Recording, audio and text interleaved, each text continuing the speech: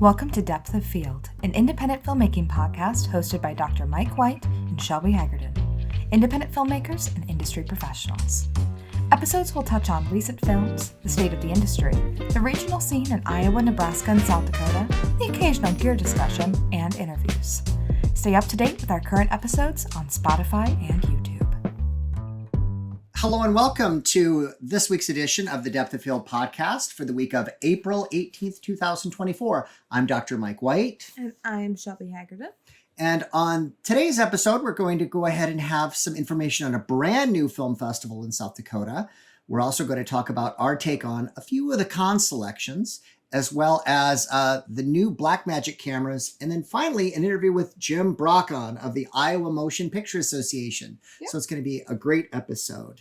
So Shelby, I've got some big news, and I don't know if you saw this week, but released was something called the new Vortex Film Festival in Vermillion, South Dakota. Yes. Okay. And this festival is going to showcase movies produced by filmmakers in South Dakota, Iowa, Minnesota, Nebraska, and North Dakota. So are you familiar with the Coyote Twin? Yes. It's a really, really nice little theater in Vermillion. Mm-hmm. Yep. So a lot of independent movies there. It's really great. Yep. And I think I've heard talk that they've probably wanted to have a film festival, at least in that area, for a period of time. So this is really wonderful. Mm-hmm. Do you know when the deadlines are for this one? Yeah. So the deadline for this is actually July 20th.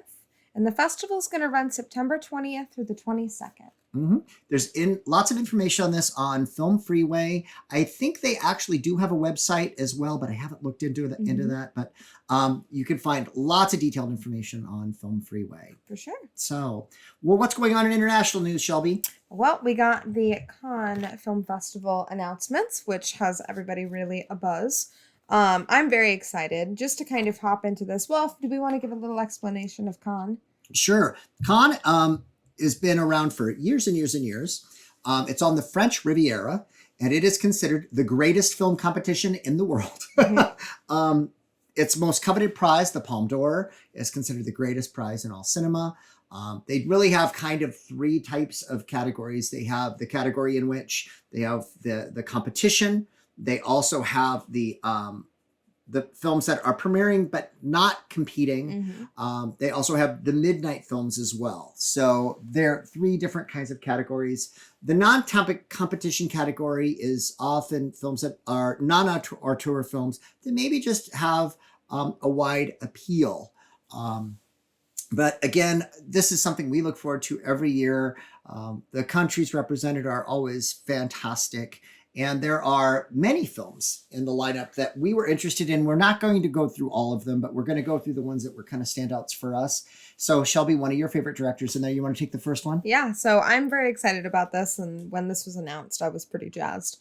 Leos Carax, his new film is going to be premiering at Cannes. It's called C'est pas moi, It's Not Me. Carax is he's an older French film director. He's a little freeform, a little experimental at times. He's, I don't know, he's kind of, what's left of our French New Wave. I've really, really loved his films. He's made some fantastic works. Boy Meets Girl in 1984, Les Amants du Pont Neuf from 91, Holy Motors 2012, and my personal favorite, Annette in 2021.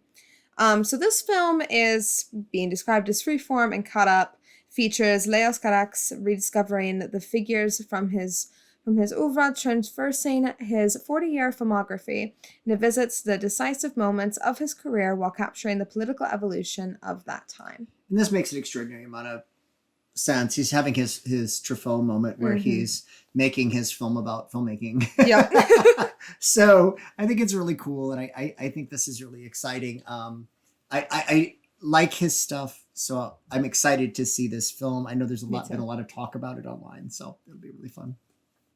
The next film is Bird by Andrea Arnold. The logline is Bailey lives with his brother Hunter and his father Bug, who raises them alone in a squat in northern Kent.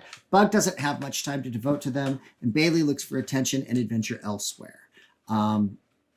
Andrea Arnold, she is an actress and a director known for American Honey, which everybody is really familiar with. Fish Tank in 2009, Red Road in 2006. This is a much anticipated film. We're happy to see it in competition. For sure. So next up then we have Honora by Sean Baker. So Sean Baker is a graduate of NYU's Tisch School of the Arts. He's an award-winning writer, director, producer, known for Takeout 2004, Bridge of Broadway, or Prince of Broadway, 2008, Starlet in 2012, Tangerine in 2015, and The Florida Project, which everyone should be very familiar with, in 2017.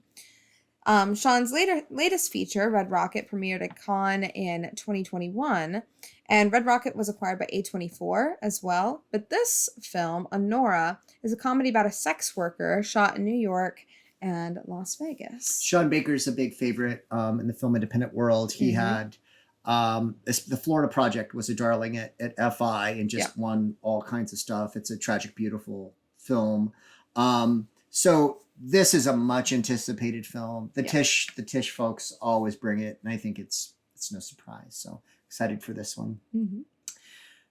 This film is probably the most anticipated film in years. Megalopolis by the great Francis Ford Coppola. If we have to tell you who he is, you're not doing your homework. But he is considered one of the foremost American masters, if not one of the greatest. The log line is an accident destroys a New York City-like metropolis already in decay. Caesar, an idealist, aims to rebuild the city as a sustainable utopia, while the venal mayor, Frank Cicero, has other plans. Coming between the opposing men and their visions is Frank's socialite daughter, Julia. Tired of the attention and power she was born with, she searches for life's meaning. This is an homage to, of course, Metropolis, the great silent film. He had a hard time getting the money for this film, decided to finance it himself. And I think it was upwards of $200 million to go ahead and make this film. I know at its premiere, it had an uproarious reception in, I believe it was New York. Everyone was talking about it.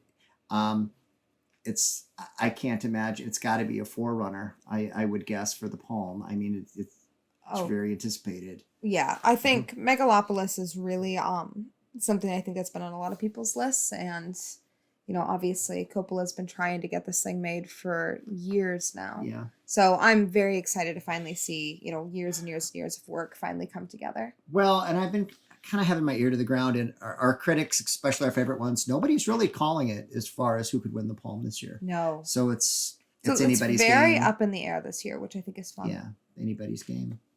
So next up, we have The Shrouds by David Cronenberg. So Cronenberg, obviously a favorite, particularly among horror fans.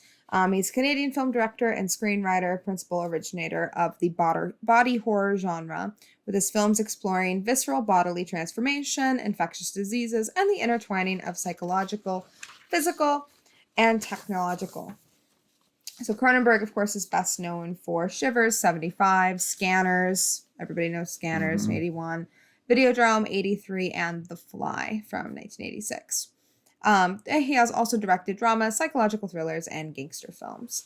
So this film, though, is described as Cronenberg's most personal film.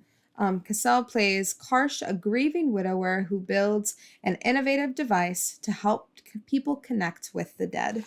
And Cronenberg's a staple. I mean, I remember the first Cronenberg film I saw was The Fly. I thought it was just absolutely awesome. And then, of course, when it comes to, I wouldn't call them body horror, but there are 3 body horror films in Cannes this year. This is just one of them, but this was a standout because Cronenberg's always one that we're looking for. Good. The next film is Marcello Mio, and this is by Christopher Henry. Now, in this film, the actress, Chiara Mastroianni, confronts living in the shadow of her real-life father, Marcello Mastroianni's legacy. She portrays a version of herself alongside her real-life mother, French actress Catherine Deneuve, and several other actors play versions of themselves as well. Oh, and by the way, this next film, this is the one that I think really, truly could win the palm. I think so too. I think if it's not, I think this film could give Megalopolis a run. And that is Kinds of Kindness by Yorgos Lanthimos. So Yorgos obviously has had a terrific run, especially as of late. Yorgos Lanthimos was born in Athens, Greece. He launched to international attention in 2009 with his second feature film, Dogtooth. And of course, he went on to direct The Lobster and Killing of a Sacred Deer, which premiered at Cannes and won Best Screenplay Prize. His most recent film, not his most recent film, but one of his most recent films, The Favorite, received 10 Academy Award nominations, including Best Picture, Best Director, and then won Best Actress for Olivia Colman, and then, of course, came back again with Poor Things and won again. So Kinds of Kindness is a triptych tale with segments following a man without choice who tries to take control of his life, a policeman who is alarmed that his wife, who is missing at sea, has returned and seems to be a different person, and a woman who is determined to find a specific someone destined to become a prodigal spiritual leader. It feels like a Lanthimos film. It feels very indicative of his catalog, and I think it's going to be weird and fun. He's got a world building that I think is really, really unique. You know, I mean, I know we always talk about like Wes Anderson's world building, but I'd say there's also a Yorgos Lanthimos world building. Yeah, there is definitely a Lanthimos world, a Lanthimos universe, that I don't think is talked about enough as its own specific and world. Maybe not as pastel colored. Yes, maybe not as cheerful. But I really love all of these films, especially Killing of a Sacred Deer. I think all of those films are absolutely dynamite. I'm really excited to go ahead and see what this film is. But the next film, everyone is talking about. Yes. So this is Diamond Brut, otherwise known as Wild Diamond, and this is by Agathe Redinger. So it's about, or logline, Leanne lives with her mother and little sisters and Frijos on the Côte d'Azur. She is obsessed with her physical appearance and dreams of becoming famous. Eventually, she discovers reality TV as a possible springboard for a career, and Leanne gleefully responds to a casting call for Miracle Island. This was it's coming-of-age drama, and it is actually, I guess, a feature directorial debut, which is crazy to have your first feature, premiere at Cannes. Yeah, competing at Cannes. She is older. She's been in the business, but not working in features. But really incredible, though. It is really incredible. Yeah. So, I mean, that's a big deal. Also, one of the very few women in the list. I think it was about 30% was on the list this year. Which isn't nearly as representative as one would hope, but we do have, though, one of the ups right now for Cannes is the head of their jury is Greta Gerwig. Yep, everybody's talking about that right now, so it's very exciting for them. A Paul Schrader film. Yes. Oh, Canada, and this is a clever film. So if you don't know much about Paul Schrader, he did a lot of collaborative work with Martin Scorsese early. Taxi Driver, 76. Raging Bull, The Last Temptation of Christ in 88, Bringing Out the Dead 99. He is a prolific director, 22 films, many of the most popular films of the 1970s, Blue Collar, Hardcore, American Gigolo, Light Sleeper, Affliction, First Reformed, which huge response to First Reformed. Yep. And then, of course, he had he got an Academy Award nomination for First Reformed. But this film, the story delves into the life of a tormented writer on the brink of death, a Canadian-American leftist who fled to Canada to avoid the Vietnam War draft in the U.S.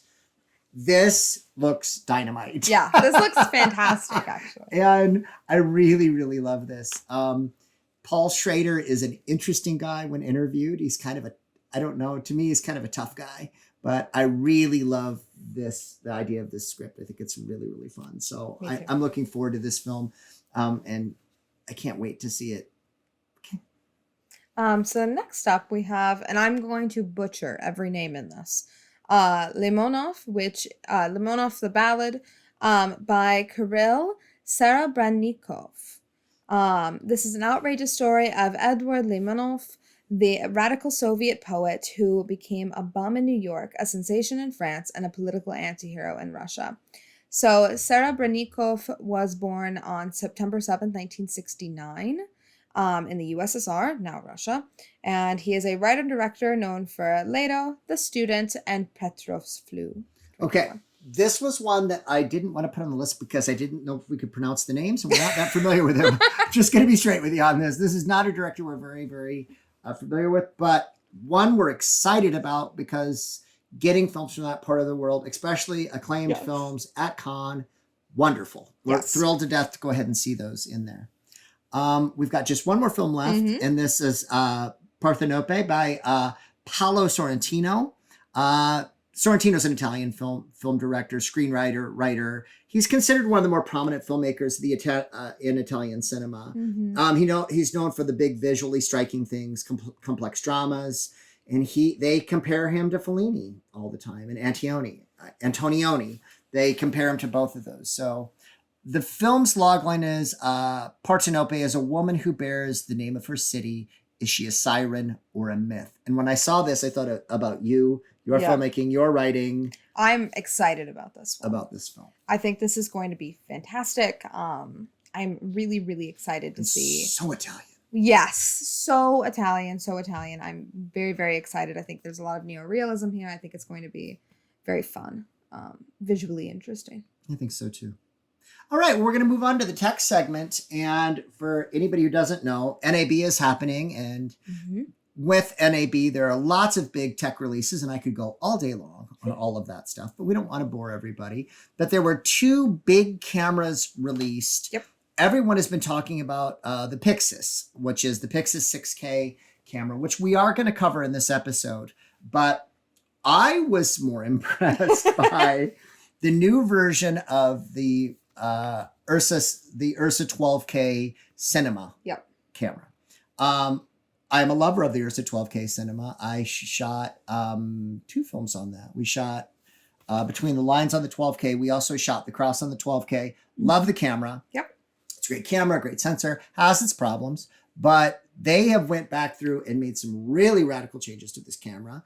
I don't know. What do you think? You and I talked about some of this stuff. What do you think? You think this is a game changer or not? I definitely think it's a game changer. And not to mention, it's half the price of Red. The Red camera. I think that is what's really going to make this stand out and make it very competitive. Red didn't do much for NAB. No. But then again, Red just had an acquisition. They were just bought. I think Black Magic saw an open spot in the market and decided to fill it. Well, and I think this is brilliant. I mean, it's well engineered. I think if you want to go through some of the benefits, but I think it's really something special. They want to do some things. Black Magic's model has always been the best technology for the lowest price. That's always been their objective. They want to get to the point where they're making things like IMAX type production affordable. And that's really what they're shooting for. These kinds of cameras, they make big leaps and bounds forward. Some of them we kind of question, they make sense, but that's kind of the case.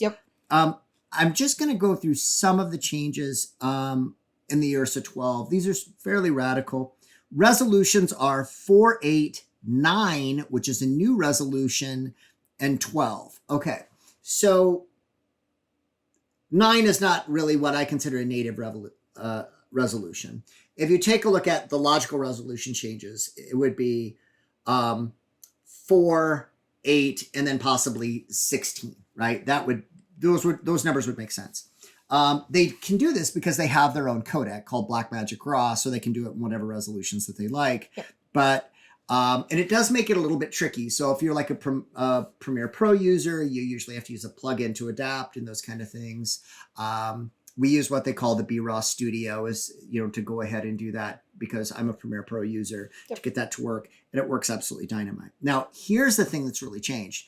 The sensor is substantially larger than their prior sensors. So this is going to allow some different capabilities. It is a full frame Super 35 sensor with 16 stops of dynamic range. So this thing is going to be fantastic with those, dark images. It's going to really, really be dynamite. And it uses all the pro lens mounts. It uses PL, LPL, and EF. So it's going to have those as well. And they've continued with the integrated ND filters. So there's just a dial on the side, and you can just flip through them for shooting in bright light. Something that's new is that it's dual monitor. It's got a monitor, to shoot with, of course, and then a side monitor for your first AC, for your focus puller to go ahead and pull focus with an integrated monitor on the side. So that was one of my favorite parts of this camera. Oh, yeah. I think that awesome. It's so convenient, so smart. And it also has your lens distance on there too as well. So you're able to go ahead and have your focal distance marked digitally on it. It's crazy. Well, and it's great too for really, really independent filmmaking too, where it's like, okay, we don't have time to keep setting up monitors and everything. I mean, very run and go, which is wonderful. I love it. And then also it uses their raw codec, of course. Now this is new. It uses CFast, of course, but it's got something they call the media module. And the media module is 8 terabytes. And it's this cartridge that goes in, and it is proprietary, but it records in every frame rate, every aspect ratio. So there's no searching for the proper card. Yep. Everything the camera can do, it supports. Which is fantastic. And 8 terabytes, you shoot all day. Shoot forever. You don't have to change anything. Unbelievable. So you can just bring that back, and it's just got a dock. It just docks, and you can remove it, just unload it. So it's absolutely dynamite. Aspect ratios are 16:9, 2:4, and then also 6:5 anamorphic. So if you're an anamorphic shooter, already there. Yep. And then also it can use all the standard battery mounts. Like for us, we use V mounts. We could just continue using those. It's got a brand new upgraded viewfinder as an accessory. The 8T media module, which we just talked about. And the gosh darn thing, its suggested retail is $15,000. But the last time they did this, they had the URSA came out at about 10,000, dropped it to 6,000 practically overnight. Yep. So we could see this camera go from a $15,000 price point to a lower price point. I wouldn't be surprised. Well, I wouldn't be surprised either if we saw this thing at 12K at some point. Not at all. And it's competitive. And it's in their original large form factor. It's dynamite. It's going to be a really competitive camera. I'm excited about it. So the little guy. This little camera is called the PYXIS. It's the a 6K camera. What do you think of the size of this thing? I love this thing. I'm very excited about the new URSA 12K. I'm really excited about this little guy. Just because I'm looking forward to the accessibility that it will allow. And that's kind of one of the number one things I've really seen too, is the people that have been the most excited about this is like, oh wow, I can get, pretty close to a cinema camera in little bite-sized packaging, which is really innovative. And we've seen people fall in love with the small form factor cameras. Yes. I have a really, really hard time as a professor saying, okay, well, we've got this, little Panasonic small body camera.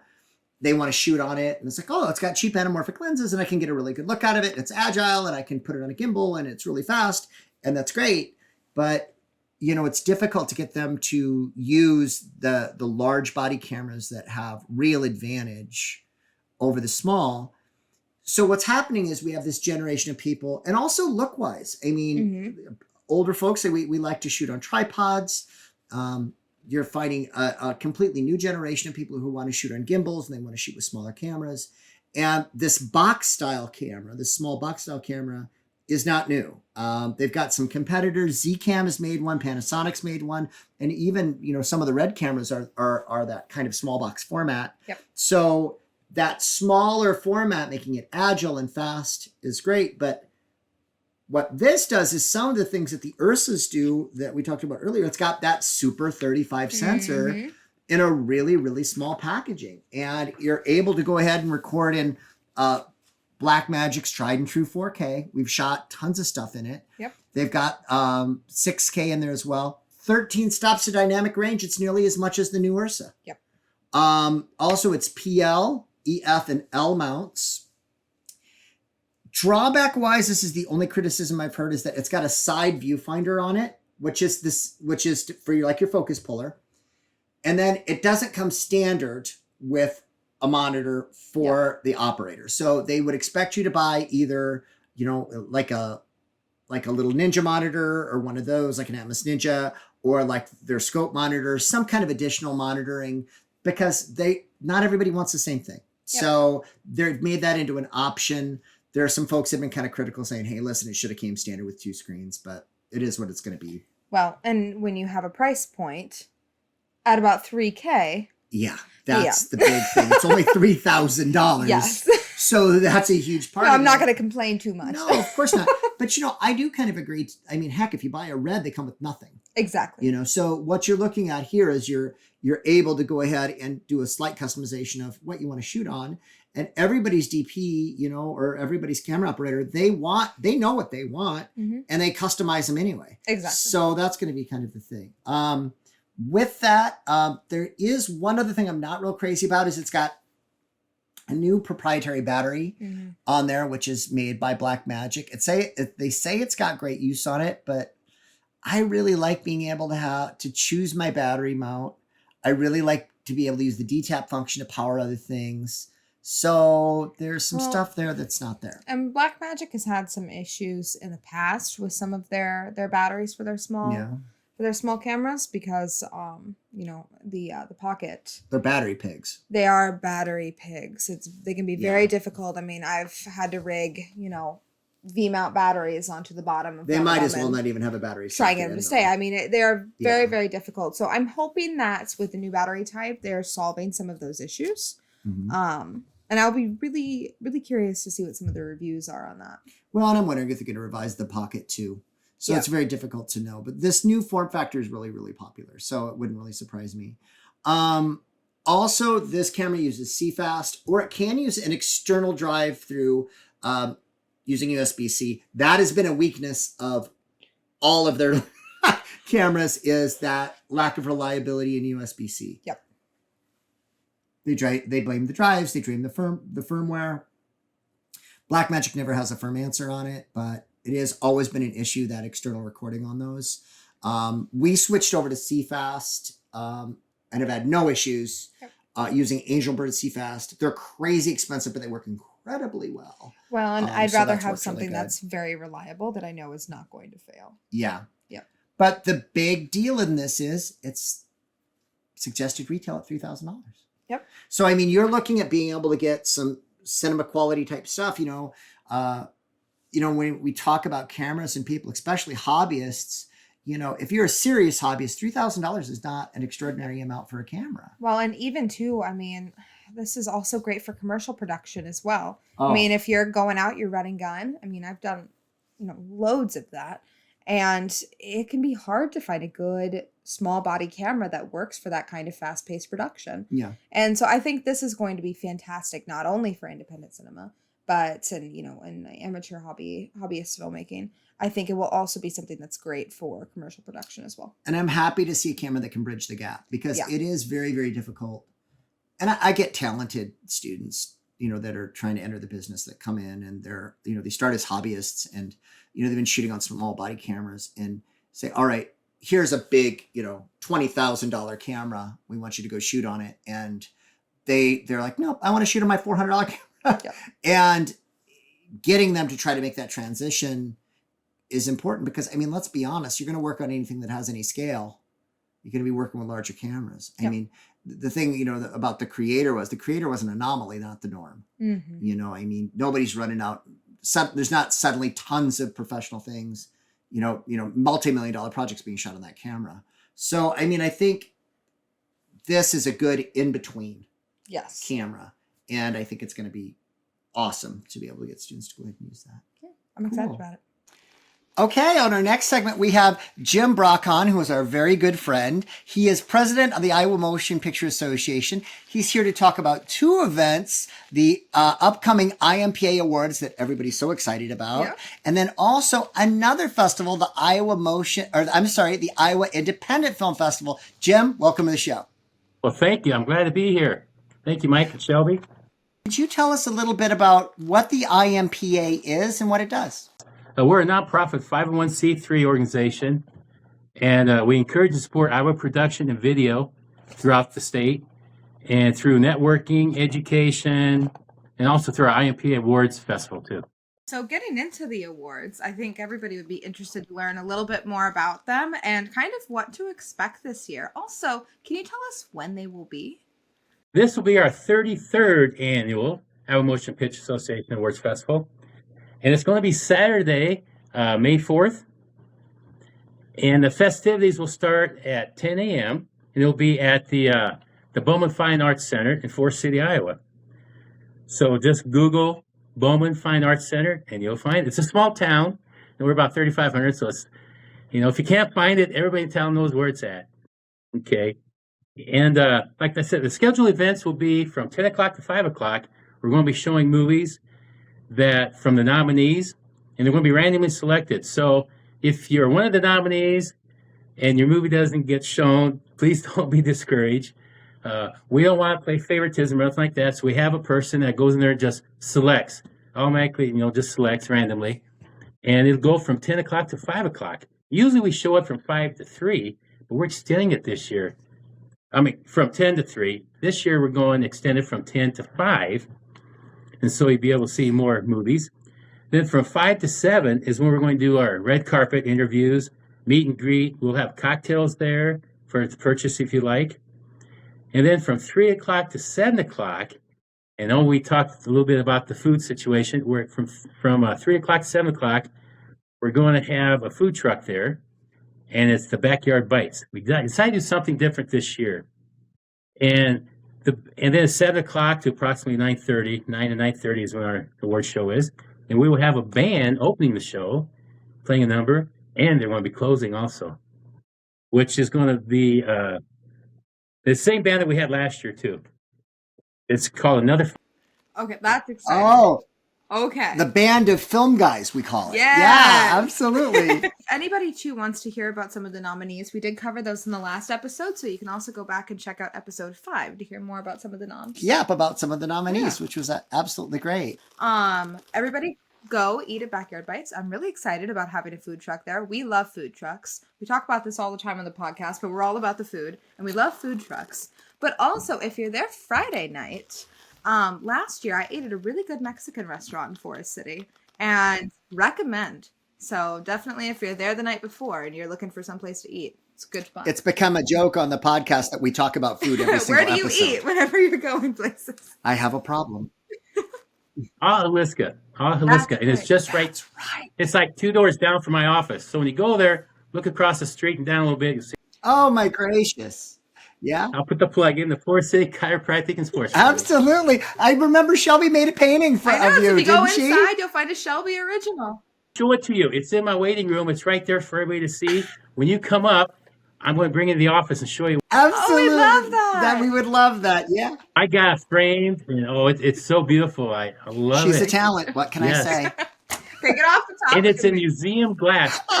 It's museum glass. I didn't go plain glass. It's going to museum glass to last forever. Oh my gosh. gosh. So special. Absolutely. I'm excited to show it to you, actually. I know. I'm excited to see it. It'll be fun. Yes. I'll tell you, Jim has been such a staple in the film community. He's also active in the Iowa Independent Film Festival. And can you tell us, we're just dying to know when that is, because it's a ways from now, but when is that? Yeah, that's going to be September 5th, 6th, and 7th. A Friday, Saturday, and Sunday, or a Thursday, Friday, Saturday. So September 5th on Thursday, we're going to have it at the Mason City Library, and it's local films only. But and that's free to everybody to come, and we'll have about 100 some people there to come for that. And it's just fantastic, and they see the local stuff, and we have snacks for everybody, and we treat everybody well. And if they see this, it might encourage them, hey, I want to go to the rest of the festival. So they might get tickets that night to see Friday and Saturday. And then Friday and Saturday we have the films in Mason City and Clear Lake. And Mason City will be at the Mason City Community Theater, like we've had all these other last few years. And then the Clear Lake Theater. Mm-hmm. Awesome. So, and that you have local films, also Iowa films, right? Yes. And then of course, I think is it also a national festival as well? Oh, yes. We have I eight was going to say, categories. We have 8 categories, and we have feature, documentary, Iowa made, local made, student film, music videos, short film, and animation. There's also cash prizes too among the trophy that you get for winning also. And these films come from all over the world. And I just made a list here just today of some of the countries we have so far that submitted: France, China, Spain, Mexico, Switzerland, and Germany. Wow. And That's right now, right today, we have 132 submissions, but we'll end up with about 225, 250. wow. That's awesome. Well, Yeah. we love that area. Of course, everybody knows about Renovo Studios, which is in Clear Lake. Yeah. Yes. And we've Yes. gone there a couple of times for things. And another restaurant plug, they've got a restaurant there yeah. that's, what is it? It's Mexican Cajun. Yeah. What a- so good. So great. So Really great. Yeah. good people. Yeah, I know. Look at our second food plug of the day. What are we doing on this show? Just talking about with Iowa Independent Festival, there's a lot of Iowa fests. What really separates and what makes the Iowa Independent Film Festival so different? I've been to a lot of festivals, especially as president of the IMP. I try to travel as many as I can. A lot of people love ours. We get people from even across the country coming. For 2 years straight, we had a person come over from England. And we also have Airbnb that if you're selected as one of the nominees, the director, producer, and you submit your name, we put that out there where we can get you a room free. Nice. That's So you enough go for her into- right there. I know. Yeah, so you get into this pile where we have several people in the town of Mason City, Clear Lake that'll do that for us, because in our programs we have advertising in there. So and there's different levels. So if they let us use their home or a hotel room or whatever, we'll put the ad in there for them to exchange for that. So that's why we do that. And we have a party every night afterwards. People love that. Even at my age, I'll stay out till 2 a.m. Yeah. So it's a good time, and people just love it, and they come from all over Iowa, plus the United States also. And so we do get a lot of when the show is over, a lot of people send us emails saying it's one of the best they've seen, and they've had a good time. And we're just down to earth people. We just go out and sit and talk to everybody, and meet and greet, and everybody just loves the atmosphere. And we always have to pick out a really nice place for an after party. Oh, well, we love to have a good time. I know. So, Filmmakers Yeah. love the party. yeah, imagine that, filmmakers. Yeah. So we have been over there a little bit. Can you take, because people travel, are there other fun things to do in Mason City and Clear Lake? Yes. Where we have the festival in Clear Lake at the Clear Lake Theater, it's right by the square, the downtown. So you just walk out of the theater, and there's all these stores. There's so many stores to go through. And the surf ballroom. If you haven't been to the surf ballroom, you have to go there. They have free tours. Just go there. And like I said, if you haven't been there, you have to go there. My wife and I, we go there quite a bit for concerts. That's the Buddy Holly place, right? It is. Yeah. Is ZZ Yeah, Top's coming up? The they're last replaying venue soon. that Buddy Holly played. And Yes. Have you two been there before? I haven't been to the ballroom before. It's been on my bucket list. I went there and saw the Psychedelic Furs there about 4 years ago, maybe 5. But it was great, and everybody was so sweet, and it was so much fun, and we just had such a great time. So, I think Clear Lake's a beautiful place, just beautiful, and what a great place for a festival and a trip. So Mason City, there's stores you can go to and so forth. Mom and pop places where you can go and get ice cream or pizza.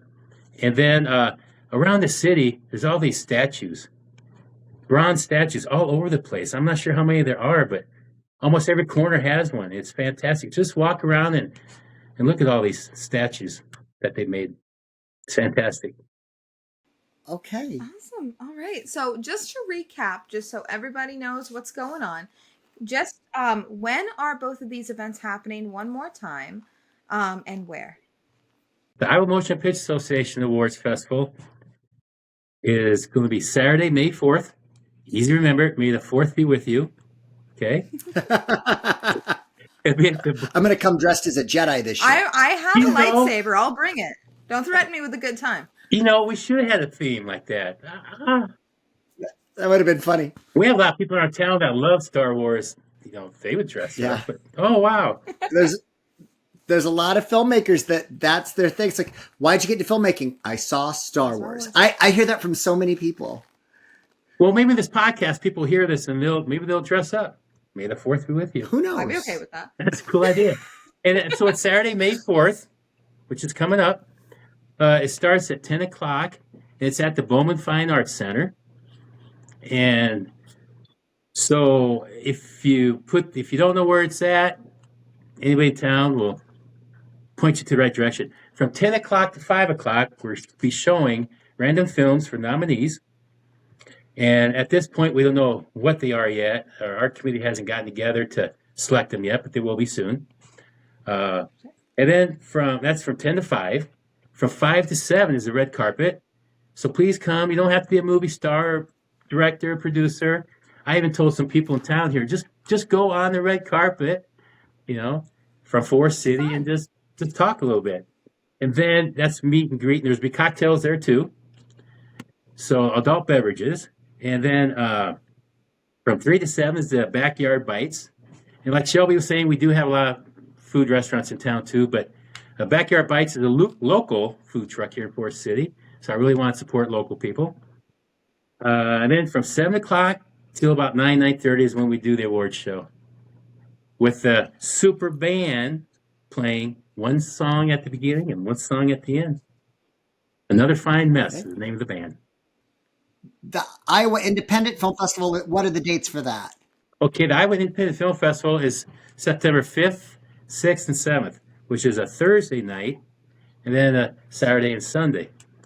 So just remember the first weekend of September. And you can go to our website at iifilmfestival.org. So or you could just write Iowa Independent Film Festival, but you might hopefully the best way to do it is iifilmfestival.org. And that's September 5th through the 7th, like I said. Thursday, we're showing the local films. Friday and Saturday, we show the other films that were selected.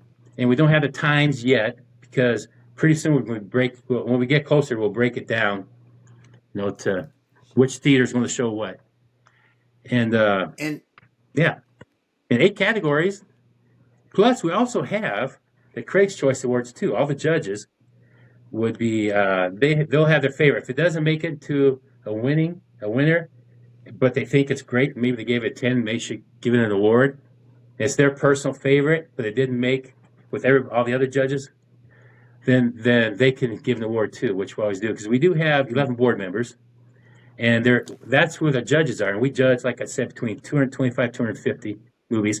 I've been on the board for about 13 or 14 years. My wife's been on for 4, and we've been judging.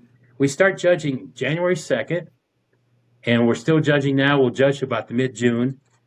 And so my wife and I look at movies every day, and we judge them. So that's a lot of movies. And my wife's been on the board too for, like I said, for several years, about 4 years. Wow. Awesome. Well, we can't tell you how excited we are about both events. Also, too, Jim, we appreciate so much, both you and your wife, what you do for the Iowa film community, serving on the IMPA, Iowa Independent Film Festival. Heck, you've even come out and done bit parts for us when we needed an actor. Thank you. I love it. I love working for you guys, I almost beg it. It's like, I want to be in one of your films. I've done over 100 films already. Well, I actually filmed commercials and TV shows, about 100 of them, but I enjoy doing your stuff. Yes. Oh, you're so nice. Well, thanks again. And again, it looks like we'll be seeing you in just a couple of weeks. No time at all. Oh, it's exciting. And I'm glad I'm here with you guys. I love you. Thank you so much. Oh, thank you. All right.